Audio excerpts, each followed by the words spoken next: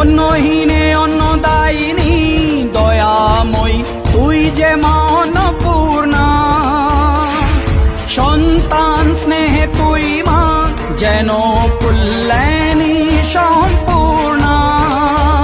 তোর কথা যেন মন্ত্রোচ্চারণ, বজ্র সম কঠিন অনুশাসন। ধৈর্যের সর্বংসহা পৃথিবী, ধর্ম ও ন্যায়ের প্রতিচ্ছবি।